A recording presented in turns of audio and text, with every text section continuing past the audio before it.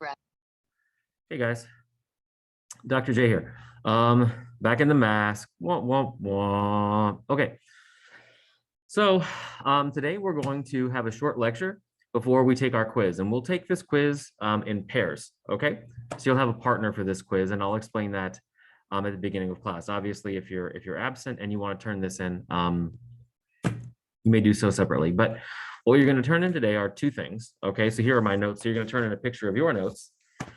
And you're also going to come up to the front of the room with your partner and explain, okay? And that's how you and your partner will get credit for the quiz, all right?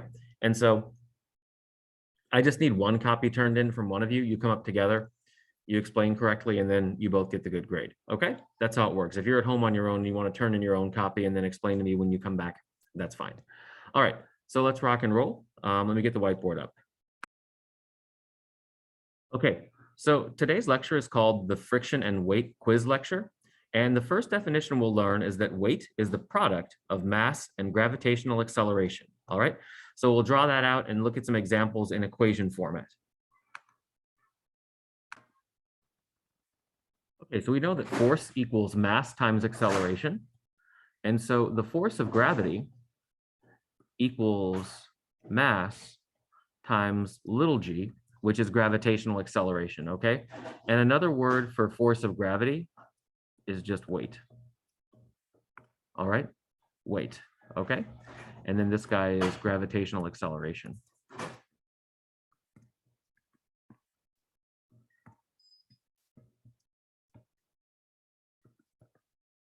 Okay, and it's worth noting that little g equals 9.8 meters per second squared, okay, on Earth.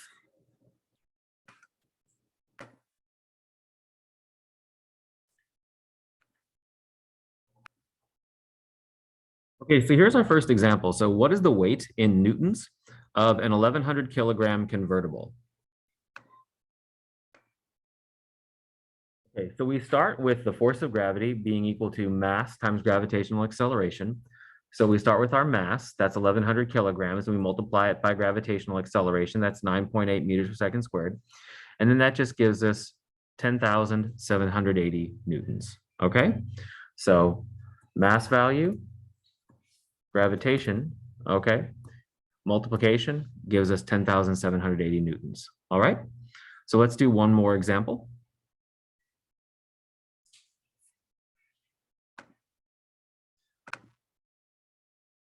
Okay, so now we're going to figure out the weight of a 16,000 kilogram semi truck. All right.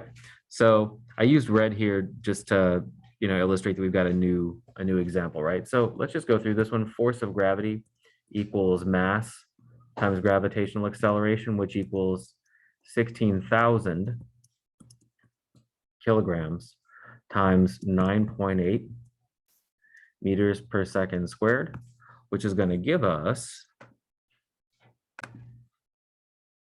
roughly 157,000 newtons, okay? So again, we have our mass here, and we multiply by gravitational acceleration here to get our weight in newtons, okay? So that's how we get weight. We just multiply mass times gravitational acceleration, all right? So now, let's talk a little bit about friction.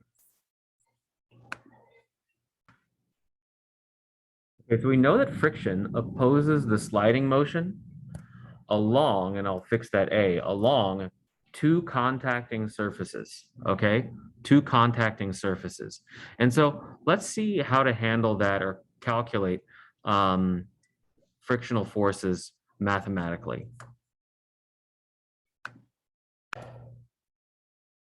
Okay, so friction opposes the sliding motion along two contacting surfaces, so that's what we know. And it turns out that the minimum force required to overcome static friction so that two surfaces can begin to slide along each other is given by the product of the force between those surfaces, which is usually the weight of an object, and the coefficient of static friction, which we abbreviate mu subscript s, between the surfaces. Okay, so what in the world's going on? So first off, this little guy over here is the Greek letter mu. So you draw a line up and then it looks like a U, okay? And then you put a little s here for static, okay? So this is the Greek letter mu or the Greek m.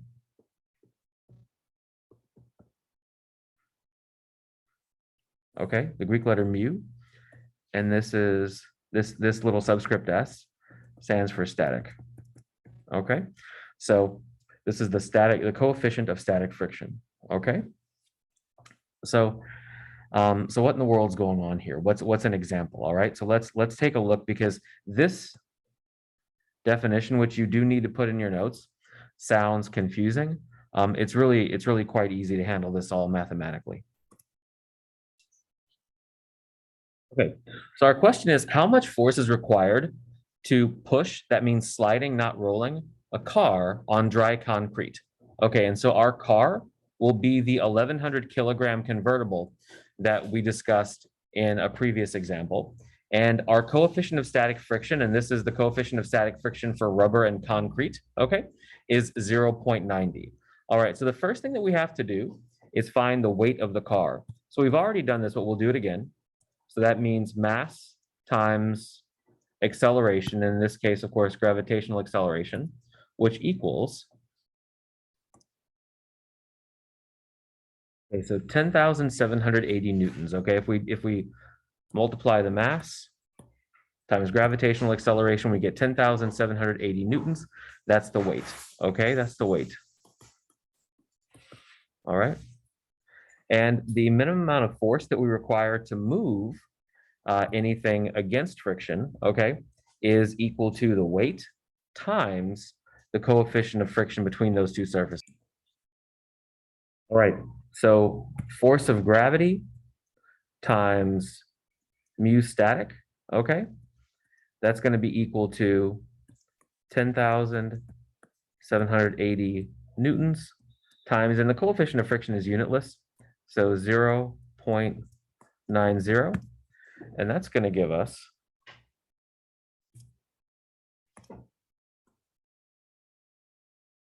roughly 9,700 newtons. Okay, 9,700 newtons. So that's how much force is required, okay? How much force is required to push a car on dry concrete. And that's this like little tiny convertible, okay? That's a little tiny convertible. And so let's do another example, okay? But we'll use our big semi truck. So how much force would be required to slide that thing on the ground?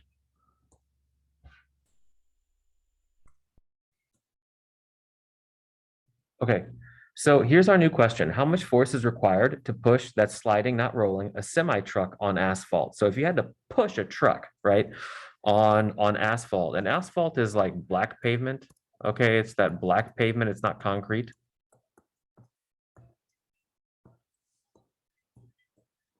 Okay, not concrete. And the semi truck has a mass of 1,600 kilograms, okay? And the coefficient of static friction for asphalt and sorry, not asphalt and concrete, but asphalt and rubber, because the semi truck has rubber tires. Okay, for asphalt and rubber is 0.68. All right, and so first things first, we have to find the weight. Okay, so mass times gravitational acceleration, that gives us 157,000 newtons, which we found out, earlier in the lecture. And so in order to find out how much force is required, okay, we have to multiply the weight by the coefficient of static friction. So 157,000 newtons multiplied by the coefficient of static friction gives us 107,000 newtons, okay? So your quiz, which you will take with a partner, is just one question that is just like this one, okay? Just like this one, only with a couple little twists, all right? So let me explain that question to you. So my wife and I are going to be traveling to Arizona over the Christmas break, okay? And we're gonna go see my family over Christmas, okay? The Christmas break, winter break, if you prefer. And so what part of our trip, and you don't have to draw this down, but part of our trip, we drive all the way up through Pine Valley. And Pine Valley is like this. It's basically at the top of the mountain, but like I guess I kind of drew that poorly because like you're up this big mountain and like you're right up here and like there's this whole thing you go through with the car and it's pretty steep. You know, there's this little valley you go through, hence Pine Valley. And the freeway can get really slick up there, right? And I was wondering to myself, okay, we're going to drive my wife's car. You know, what could the situation be like, right? Physically, in terms of coefficients of friction and frictional forces, et cetera. So here's the scoop, okay? My wife's car has a mass of 1,350 kilograms. So the question is, how much, let me pause this really quickly. The question is, how much force is required to push or slide a 1,350 kilogram car on ice, okay? Where the coefficient of static friction is 0.15, all right? And so remember, right, your first thing, okay, first thing that you're supposed to do is find the weight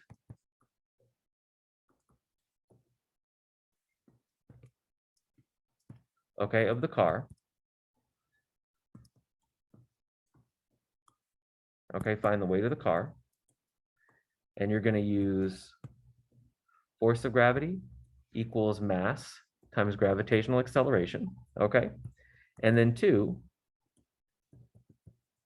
find the force of friction. Okay.